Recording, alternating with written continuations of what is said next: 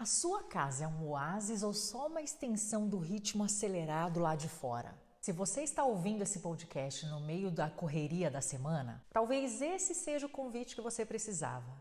Pensar melhor no lugar que você mora. Nós aprendemos a achar bonito dizer que não temos tempo. Mas se nem em casa conseguimos recuperar esse tempo, onde é que vamos descansar?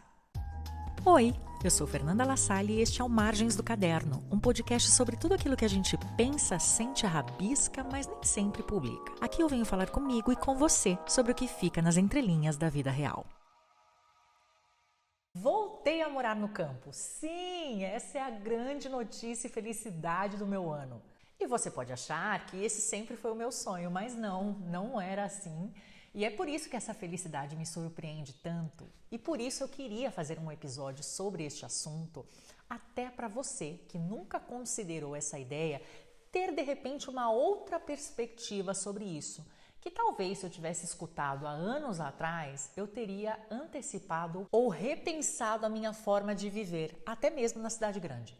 Eu sempre me considerei muito urbana. Eu nasci e cresci em São Paulo e depois de me mudar do Brasil para o Chile, dos meus 14 anos fora, eu morei 11 anos em Santiago, que é a capital do país. E na pandemia eu senti a necessidade de respirar, assim, literalmente. No Chile, aquela fase de ficar trancado em casa devido à pandemia durou muito mais tempo que no Brasil, uns 2 anos aproximadamente. Para vocês terem uma ideia, quando nós precisávamos sair de casa para ir ao supermercado, para fazer qualquer coisa, nós tínhamos que pedir uma autorização dentro da página policial, onde teríamos que mencionar o lugar que iríamos, até que hora estaríamos nesse lugar, as condições que eram pedidas na pandemia nessa época, máscara, álcool em gel, etc. E era tudo muito bem controlado nesse sentido. Então aquela sensação de realmente se sentir preso ou com a vida limitada, não por desmerecer outros países,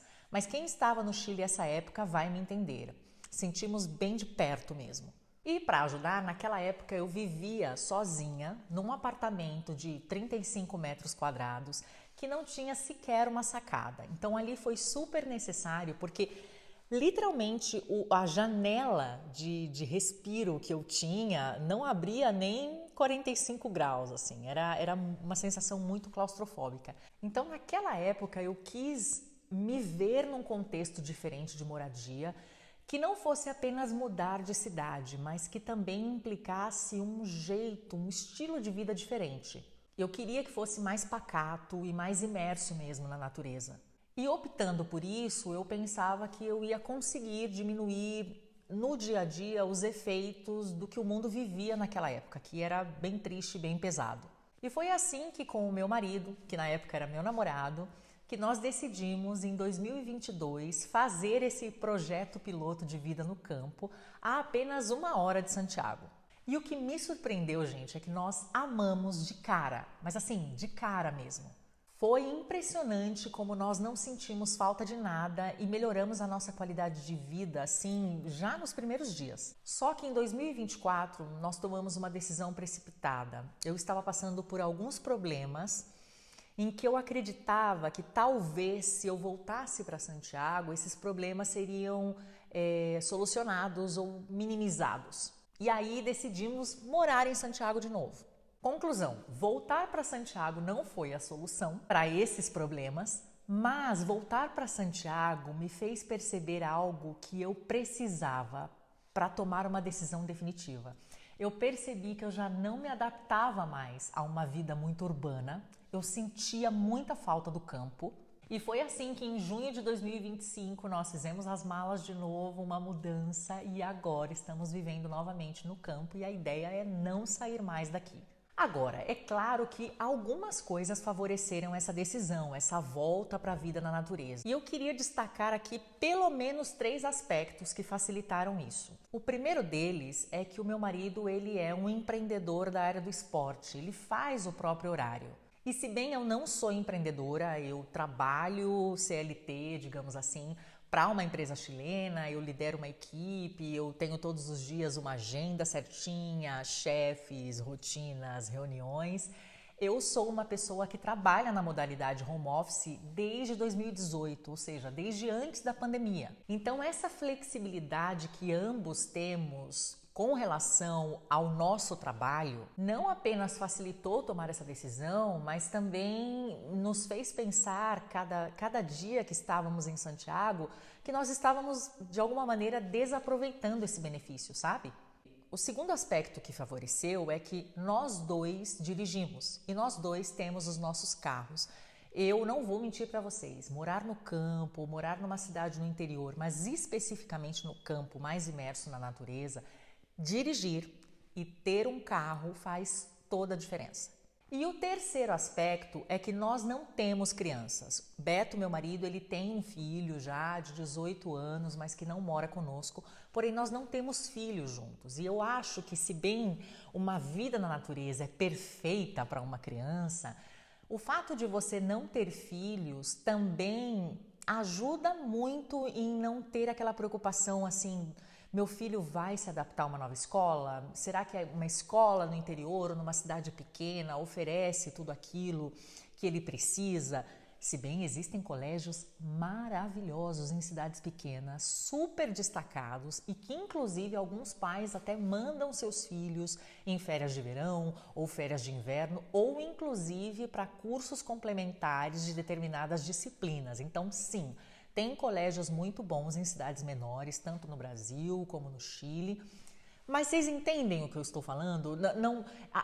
Eu diria que as três principais coisas que as pessoas avaliam, tem um montão de outras, mas as três principais coisas que são: eu vou ter que me deslocar muito para o trabalho, eu vou precisar de um carro, eu sei dirigir, ou inclusive os meus filhos vão sentir muito esse impacto ou não passava pela nossa cabeça, nós não tivemos essa preocupação na hora de decidir. Mas fora isso, gente, o próprio estilo de vida que nós já tínhamos numa cidade grande e a forma como nós escolhemos viver a nossa vida impactou, assim, fortemente nessa decisão. Nós dois sempre tivemos atividades aos finais de semana. Então, por conta disso, por muitos anos, nós fomos adiando essa decisão, acreditando que isso era o que nos fazia ser, nossa, o casal urbano. Mas quando nós paramos para avaliar, descobrimos que não era bem assim. Olha só, as nossas atividades de final de semana, elas são diurnas. Nós não somos de balada, não somos de barzinho. Em outras palavras, a vida noturna que uma cidade grande pode te oferecer e que é incrível,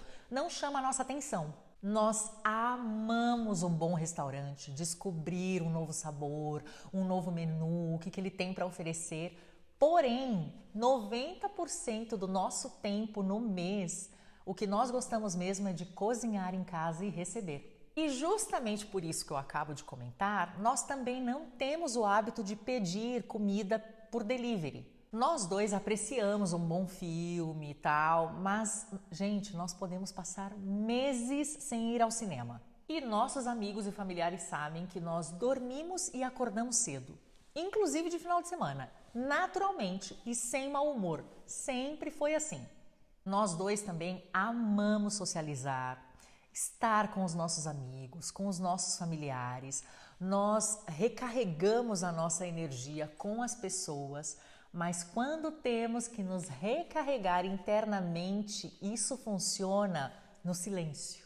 Nós também descobrimos que ambos organizamos a nossa mente e as nossas emoções quando estamos correndo ou quando estamos fazendo trekking ou quando estamos fazendo uma longa caminhada e ainda melhor se ela é na natureza. Sabe aquele famoso meme assim, saí para caminhar, para organizar minhas ideias, as minhas emoções e cheguei na fronteira de um outro país? É muito a nossa cara. E quando estávamos em Santiago, nós já fazíamos isso, inclusive, em alguma montanha, em alguma trilha específica. Sempre gostamos disso. Nós também amamos ler e, ultimamente, temos encontrado um prazer absurdo em qualquer tipo de atividade que não envolva telas. E eu amo sair, amo passear, mas eu desfruto muito a minha casa. Um dos melhores lugares para mim é a minha casa. Eu nem sei explicar o prazer que eu sinto e o quanto eu desfruto estar nesse ambiente, sabe? E desde criança que eu sou assim. Talvez porque quando eu era criança não era comum ter amiguinhos na rua, brincar na rua. Aliás, meus pais até preferiam que amiguinhos do colégio, ou vizinhos, ou familiares viessem para nossa casa, ao invés da gente dormir em outro lugar ou ficar tempo fora de casa, sabe? Então, de alguma maneira, eu acho que isso impactou também. Ou seja, nós percebemos que há muito tempo nós temos já um estilo de vida que não precisa de uma grande cidade para acontecer. E eu diria mais, viver numa cidade grande sem usufruir de tudo aquilo que ela oferece pode sair muito caro. Eu costumo comparar que é como se você vivesse num condomínio que tem área gourmet, piscina, academia, um montão de coisas, mas você na verdade não usa. Ou usa aquilo, sei lá, uma vez no ano. Você acaba pagando um condomínio que sai caro para a quantidade de vezes que você utiliza tudo aquilo. E nós percebemos que poderíamos ser felizes sem tudo aquilo, sem aquela quantidade toda de informação. Agora, é importante falar disso, porque cada vez que eu falo que eu moro no campo e tenho a tranquilidade e a natureza, tem sempre alguém que comenta que com certeza eu não tenho um conforto. Eu acho que deve ter gente que pensa que eu vou tomar banho e tiro água do poço, que vai aparecer um leão no meu jardim, sabe? Esse tipo de coisa. E é importante falar disso, gente, porque não podemos generalizar. A vida no campo não é a mesma vida para todo mundo. E muitas cidades do interior, do campo, cidades pequenas, oferecem muita qualidade de vida e uma série de opções, obviamente com as proporções devidas, não é como uma capital, mas não por isso significa que você está vivendo aí na idade das cavernas, sem nenhum conforto. A minha casa tem eletrodomésticos, a minha cozinha tem lava-louça, eu tenho micro-ondas, eu tenho máquina de lavar, eu tenho luz elétrica, eu tenho uma série de facilidades, graças a Deus. E eu precisei, como uma pessoa super urbana a vida inteira, morar no campo para perceber o quanto as pessoas generalizam essa experiência por falta de conhecimento. Agora, apesar do conforto que a minha casa tem, eu não tenho a intenção de que ela seja uma casa tecnológica, são coisas diferentes. Até hoje, por exemplo, eu nunca tive uma Alexa na minha casa, porque eu não encontrei uma necessidade. Eu sei que ela é super útil, mas assim, todas as vezes que eu parei para pensar, desde que foi lançada a primeira versão, eu me perguntava, eu realmente preciso? Vai facilitar em algo? Ou eu posso substituir isso por algumas coisas? Então sim, eu sou uma pessoa tecnológica, eu até sou obrigada a ser pelo tipo de profissão que eu levo, mas eu não tenho a intenção de que a minha casa seja completamente tecnológica, sabe? E isso eu acho que ajuda para o estilo de vida que eu tenho hoje. E é importante que vocês saibam que a vida no campo não é sinônimo de uma vida sacrificada e com falta de opções. Só é mesmo uma vida mais tranquila. Outra coisa legal da gente pensar aqui é que a escolha da cidade que nós moramos ou o tipo de vida que nós decidimos levar tem muito a ver, né, com a fase que nós estamos passando. Eu, quando mais jovem, jamais me imaginei num lugar assim. E eu tenho certeza que foi importante para a minha vida ter vivido boa parte dela até aqui em lugares urbanos. Mas também é legal saber que não existe uma idade ideal para morar no campo. Geralmente as pessoas pensam assim, quando você vai envelhecendo e tal, é normal e até adaptável morar no campo nessa idade. Gente, tem pessoas idosas, tem pessoas mais velhas que não se veem nessa vida, então depende muito. Mas é uma transição que pode ocorrer em qualquer idade da vida, sempre e quando houver o desejo e as condições para uma vida mais tranquila, conectada com a natureza e até com um pouco de espaço.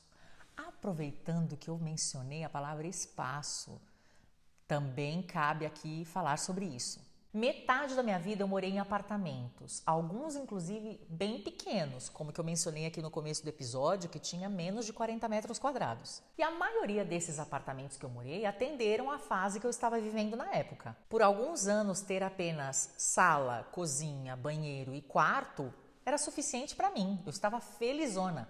Porque eu era solteira e eu não queria ter muito trabalho. Com o tempo, eu também morei em alguns apartamentos onde ter um pouquinho mais de espaço foi importante, pelo menos uma sacada. Principalmente depois que eu passei a ter cachorros. Então eu já me senti muito feliz em apartamentos pequenos e até nos que foram um pouquinho maiores. E se considerar que eu não tenho filhos, todos os apartamentos que eu morei tinham um espaço ótimo.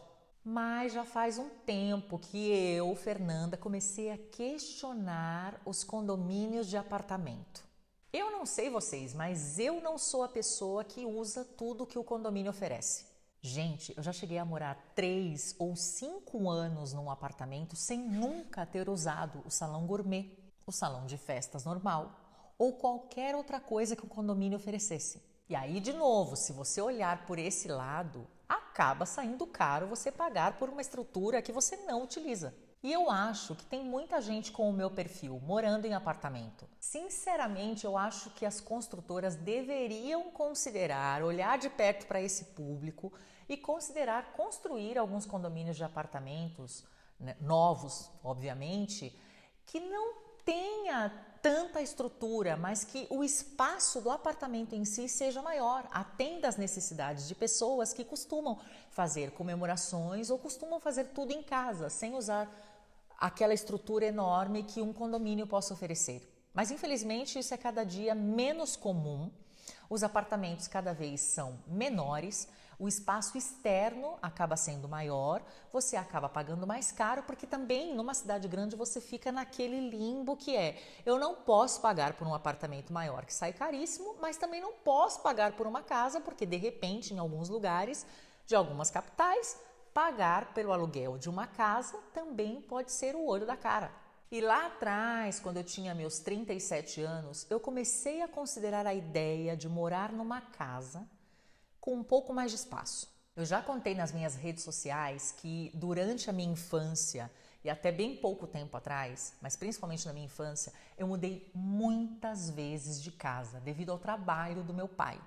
A cada 2 ou 4 anos eu me mudava de casa. Então, gente, ao longo dos meus 43 anos, essa casa que eu moro atualmente é a casa número 32. Apenas 11 anos da minha vida eu não me mudei e eu não sou capaz de lembrar a casa onde eu passei mais tempo. Então eu acho que justamente por isso, por eu não ter memórias no mesmo imóvel, é que eu queria criar isso depois de adulta, sabe? E eu também não queria me sentir culpada por querer ter mais espaço mesmo não tendo filhos, porque assim, a sociedade nos julga, né? Se a gente for olhar para isso, em cada aspecto da nossa vida vai ter lá uma pessoa criticando o que a gente faz. E é muito comum quando você não tem filhos e você diz que você quer uma casa com mais espaço, as pessoas olharem para você e falarem, para quê? Tudo é uma questão de gosto e tudo é uma questão do que você quer fazer com aquele espaço. Eu queria ter mais espaço numa casa em que eu pudesse ter um lugar para ler, em que eu pudesse ter um lugar para pintar, em que eu pudesse receber pessoas, já que eu moro fora, sem que isso fosse um problema. E infelizmente, em determinados momentos da nossa vida, nós somos influenciados por pessoas que por não sonharem a mesma coisa que nós, por não terem o mesmo estilo que nós temos, por não terem nas suas casas aquilo que nós gostaríamos de ter, porque elas não veem necessidade para isso e está tudo bem, às vezes nós cedemos a essa influência e a vida que vai passando é a nossa. E aí não vale a pena. E é porque a nossa casa é o único lugar no mundo em que nós podemos ser quem nós realmente somos e fazer o que nós realmente queremos. Então eu passei lá nos meus 37 anos a desejar uma casa mesmo e com mais espaço, não porque os influencers ou o Instagram começou a esfregar na nossa cara casas luxuosas, assim, realmente de padrões inatingíveis, mas porque para mim, para minha realidade, para o meu estilo de vida, por tudo aquilo que eu já contei para vocês nesse episódio, fazia sentido abrir mão do espaço compartilhado dos condomínios para ter mais espaço interior, aquele onde eu durmo, como, vivo. Então, finalmente, quando nós, em junho de 2025, decidimos voltar para o campo, nós começamos a pensar, bom, agora que está mais do que reconhecido qual é o nosso estilo de vida, que nós realmente queremos um lugar mais tranquilo, quais são as coisas que nós valorizamos, como nós podemos aproveitar para ter um melhor espaço interno na própria casa para fazer aquilo, para fazer acontecer, né, aquele estilo de vida que a gente tanto gosta. Então, quando nós viemos para essa casa aqui, uma das coisas que chamou muito a nossa atenção e foi assim decisivo foi nós temos vista para a natureza de qualquer janela. Isso era muito importante para nós. Nós queríamos essa tranquilidade. Já que viemos morar no campo, não queríamos ficar olhando prédios, ficar olhando, né, o movimento normal de uma cidade. Queríamos realmente aproveitar a natureza com o melhor que ela tem. Outra coisa que foi primordial para nós é que essa casa, ela tem a sala de estar, que é um pouco maior, e uma sala de TV minúscula. Então, na nossa sala de estar, é realmente para estar. É a primeira vez que eu realizo esse sonho na vida, em que a sala só tem sofás, poltronas e é realmente um lugar para conversar. Gente, eu venho numa necessidade constante de cada vez mais criar conexões profundas com as pessoas. Sabe aquela coisa de convidar as pessoas para casa e estar conversando, jogando alguma coisa, escutando uma música, mas realmente compartilhando, sem que nenhuma tela, inclusive a de TV, atrapalhe?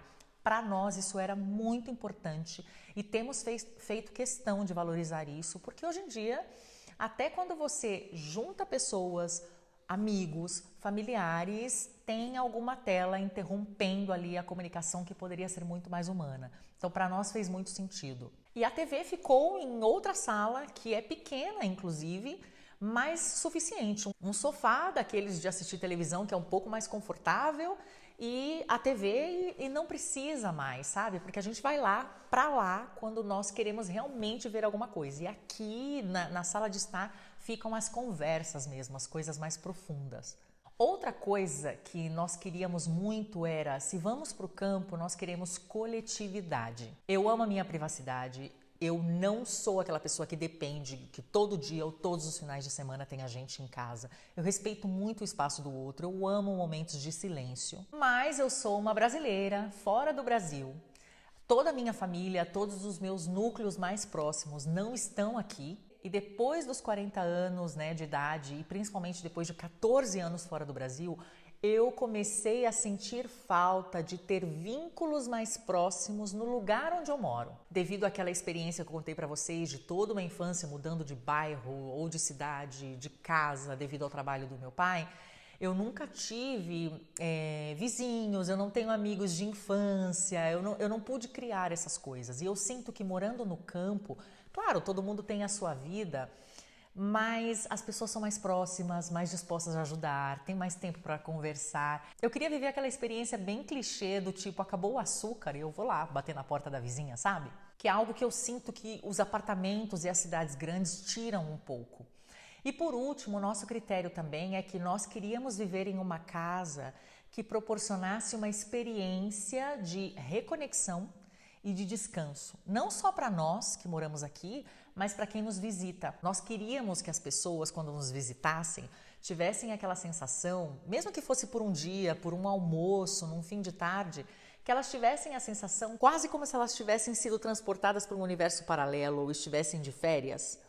Não porque a casa é luxuosa, porque de fato não é, mas porque você saiu daquele ambiente de tanta informação e você se conectou com o verde. E, gente, é incrível como o verde traz uma paz imediata. Então, no fundo, gente, essa conversa não é sobre se o campo é melhor que a cidade, embora eu prefira. A ideia desse episódio é fazer você repensar o jeito de morar.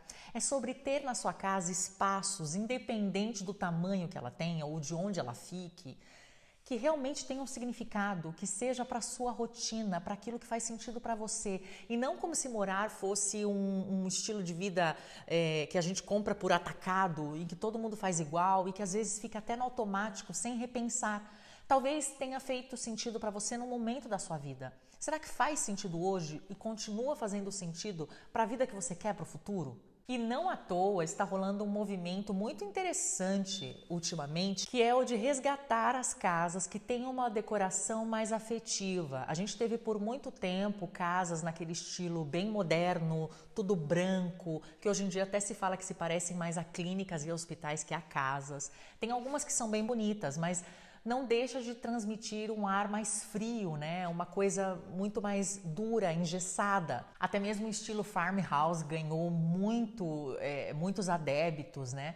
Mas é porque as pessoas têm sentido a necessidade de que a casa delas marque uma diferença com os lugares externos para onde elas vão, sejam onde elas já se divertem ou do próprio trabalho, porque a tendência, né, do nosso mundo é que cada vez seja mais tecnológico, mais telas, mais coisas avançadas, e que bom por isso.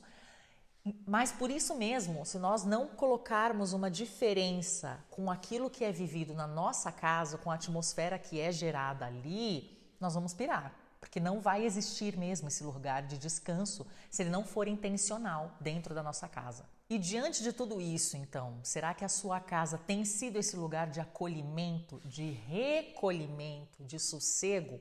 Ou tem sido só mais um lugar no meio do caos da correria? A sua casa tem permitido descanso ou ela te acelera? Voltando para o campo e também reajustando a minha rotina e o jeito de morar, eu percebi benefícios muito ligados à minha saúde. É inegável que você passa a ter uma vida com menos poluição, com menos barulho, reduz o estresse, você tem uma melhor capacidade de atenção, de foco, porque todos os lugares que são mais silenciosos permitem com que você esteja ali. Então, seja uma situação de diversão ou de trabalho, você está concentrado, você está conectado, não tem tanto estímulo. E também é inegável que quando você mora em cidades menores, você tem vínculos que são muito mais próximos e até mesmo a facilidade de formar esses vínculos. E é importante pensar nisso porque quando nós confundimos valor pessoal com desempenho, até a nossa casa vira mais uma linha de compromissos ali na nossa agenda. Só que morar bem não é performar, é se regenerar. Se você acompanha o Margens do Caderno, sabe que nesse momento eu recomendo livros, documentários, séries, filmes, músicas e tudo aquilo que se relaciona com o tema do episódio para que depois você fique aí pensando, matutando e tomando boas decisões para sua vida e estendendo essa nossa conversa para outros ambientes. E hoje eu quero recomendar um documentário da Netflix, que eu acredito que em português se chame Como Viver Até os 100 Anos. É um documentário incrível porque estuda as zonas azuis ao redor do mundo.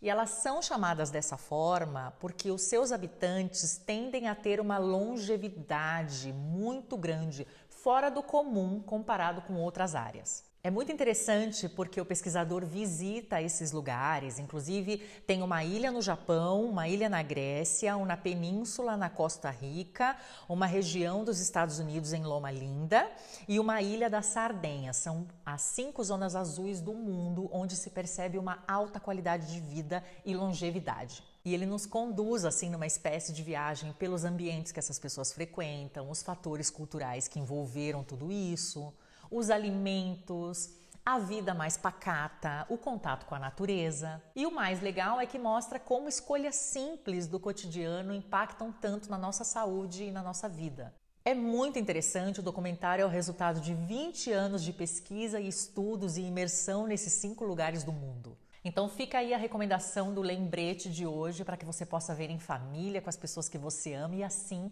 melhorar a sua qualidade de vida e entender porque o estilo que a gente decide ter para morar e como repensar o morar é tão importante para determinar não só o nosso futuro, mas a vida que estamos levando hoje. Eu quis muito trazer para vocês a minha experiência, como foi sair de uma pessoa essencialmente urbana e se descobrir uma pessoa mais tranquila e até apta para morar no campo e como isso tem afetado positivamente a minha vida. Mas eu não quero que este episódio termine gerando em você um tipo de pressão, como por exemplo, nossa, mas eu não tenho a menor condição de me mudar para o campo agora, ou eu não me vejo nessa vida, então não sei como ela pode ser melhor.